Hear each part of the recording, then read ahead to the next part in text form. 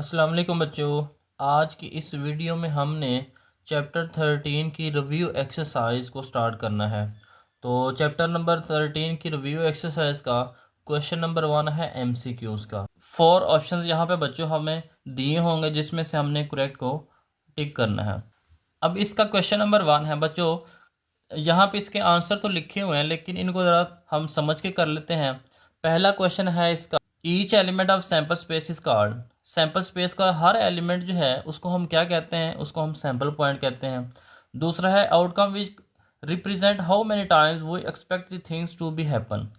कि वो आउटकम क्या कहलाती है जो हम चाहते हैं कि वो हमारी मर्ज़ी से हो। जितनी दफ़ा हम चाहते हैं, how many times we expect, जितनी दफ़ा हम एक्सपेक्ट करते हैं the things to be happen, कि कोई काम हो, तो वो हमारे पास होता है फेवरेबल आउटकम।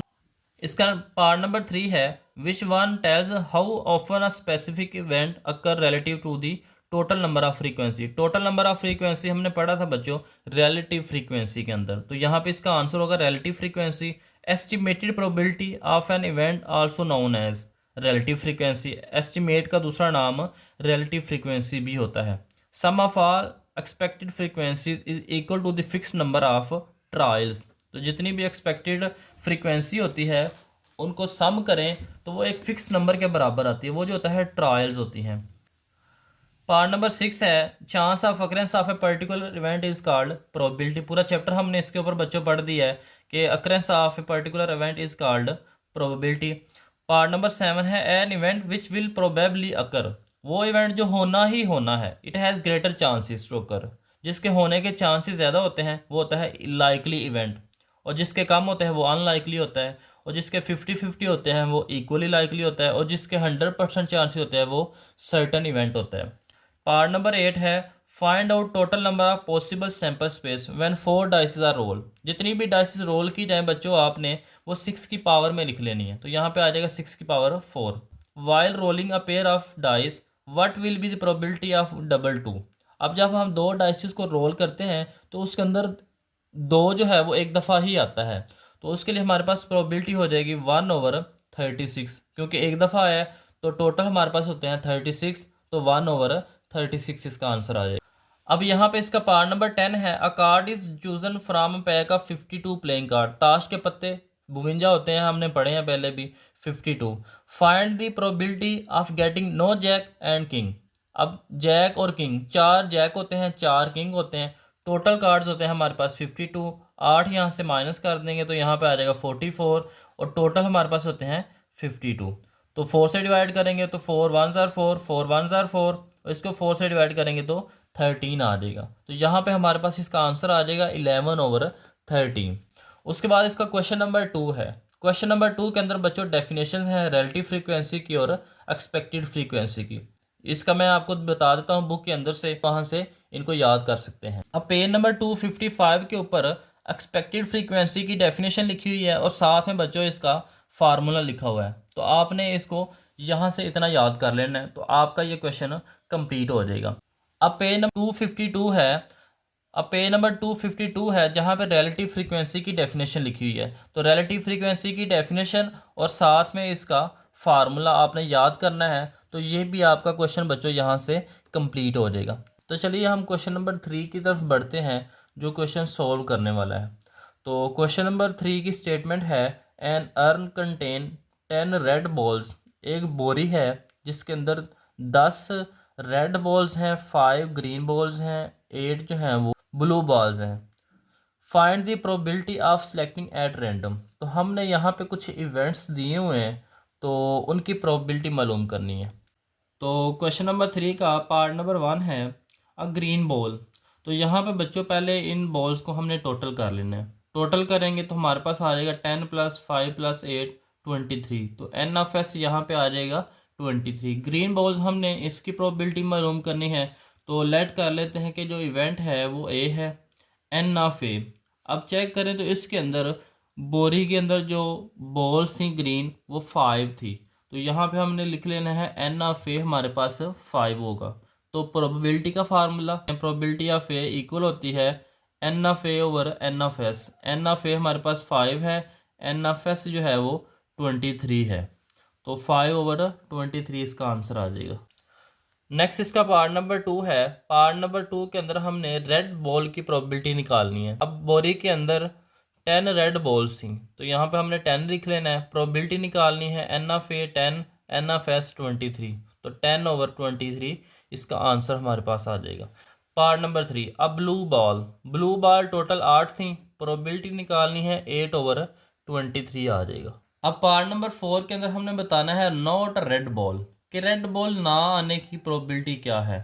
तो लेट किया इवेंट का नाम ए है, n(a), अब 10 उसके अंदर रेड बॉल्स थी, तो पहले हमने उसके आने की प्रोबेबिलिटी निकालनी है। तो जब आने की निकालेंगे 10/23, तो फिर हम ना आने की भी निकाल सकते हैं इस फार्मूले को इस्तेमाल करते हुए। प्रोबेबिलिटी ऑफ ए डैश ये इक्वल होती है 1 - P of A. P of A ये इसके आने की प्रोबेबिलिटी है, कि रेड बॉल्स आने की प्रोबेबिलिटी क्या है वो हमने पार्ट नंबर 2 के अंदर भी निकाली है। उसकी प्रोबेबिलिटी है 10/23, तो 10/23 हम पी ऑफ ए की जगह पे लिख लेंगे।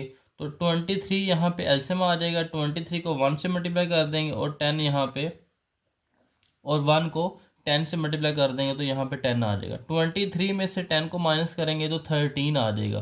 तो 13/23 ये रेड बॉल ना आने की प्रोबेबिलिटी है।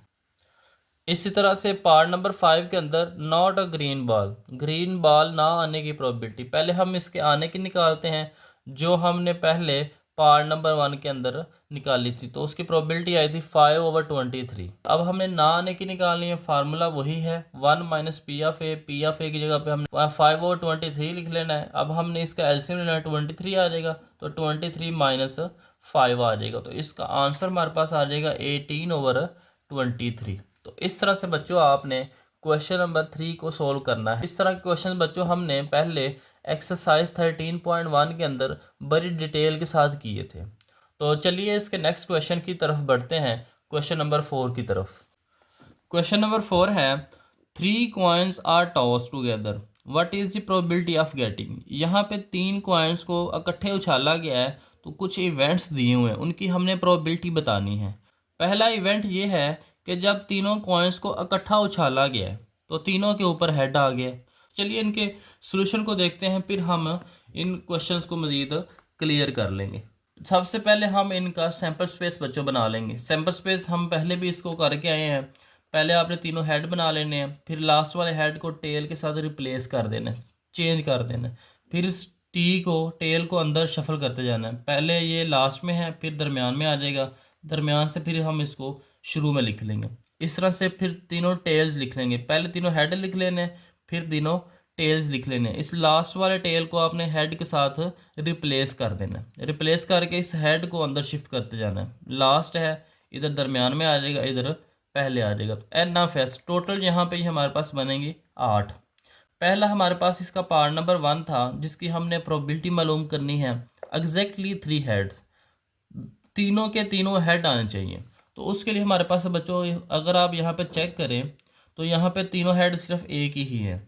तो यहाँ पे हम लिख लेंगे कि n(a) हमारे पास 1 है, p ऑफ a हमने निकालना है, तो n(a/n(s), तो n(a) 1 है, n(s) यहाँ पे 8 है हमारे पास, तो 1/8 इसका आंसर आ जाएगा।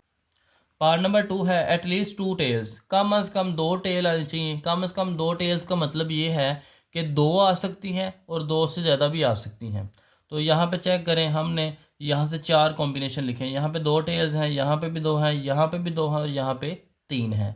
तो टोटल ये जो हमारे पास आ जाएंगी वो 4 आ जाएंगी। तो प्रोबेबिलिटी निकालनी है तो 4/8 आ जाएगा। 4 1s are 4, 4 2s are 8। Part number 3 में है नॉट एटलीस्ट 2 हेड्स, कम से कम 2 हेड नहीं आने चाहिए। तो यहाँ पे पहले हम क्या करेंगे, हम 2 हेड्स एटलीस्ट 2 हेड्स की जो है पहले प्रोबेबिलिटी मालूम कर लेंगे। फिर हम नॉट का फार्मूला इस्तेमाल करते हुए नॉट एटलीस्ट 2 हेड्स मालूम कर लेंगे। पहले हम निकाल लेते हैं कि इनके एटलीस्ट 2 हेड्स आने की प्रोबेबिलिटी क्या है। तो उसके लिए हम यहाँ पे लिख लेंगे कम से कम 2 हेड, 2 से ज़्यादा भी हो सकते हैं। यहाँ पे हमारे पास टोटल ये भी 4 बन जाएंगे। इसके आने की प्रोबेबिलिटी हमने निकाल लेनी है, 4/8 1/2 आ जाएगा। तो अब हमने निकालनी है कि probability of not getting at least 2 heads, कम अज़ कम दो हेड ना आने की प्रोबेबिलिटी क्या है, तो उसके लिए हम क्या करेंगे, इस फार्मूले में हम वैल्यूज पुट कर देंगे। 1 minus P of A, P of A हमने मालूम किया है 1/2, तो 1 में से हाफ को माइनस करेंगे तो हाफ आ जाएगा। नेक्स्ट इसका लास्ट पार्ट है 4, नॉट एग्जैक्टली टू हेड्स का, के दो हेड्स एग्जैक्टली नहीं आने चाहिए। तो पहले हम लिख लेते हैं कि एग्जैक्टली टू हेड्स की प्रोबेबिलिटी क्या है। यहाँ पे चेक करें तो दो हेड्स हैं। एग्जैक्टली टू हेड्स का मतलब ये है कि सिर्फ दो हेड ही आ सकते हैं, दो से ज़्यादा नहीं आ सकते और दो से कम भी नहीं आ सकते। तो यहाँ पे चेक करें, यहाँ पे भी दो हेड है, यहाँ पे भी दो और यहाँ पे भी दो हैं, तो एन ऑफ ए यहाँ पे आ जाएगा 3, पी ऑफ ए हमने निकालना है तो 3/8 आ जाएगा। अब यहाँ पे हमने निकालना है probability of not getting exactly two heads, तो फार्मूला वही है 1 minus P of A, P of A हमने निकाल लिया है 3/8, तो यहाँ पे हम एलसीएम ले लेंगे 8, तो 8 को 1 से मल्टीप्लाई कर देंगे तो 8 आ जाएगा, और यहाँ पे इसके नीचे 1 है, इसको 3 से मल्टीप्लाई कर देंगे तो 3 आ जाएगा। तो 8 में से हमने 3 को माइनस करना है तो 5/8 इसका आंसर आ जाएगा।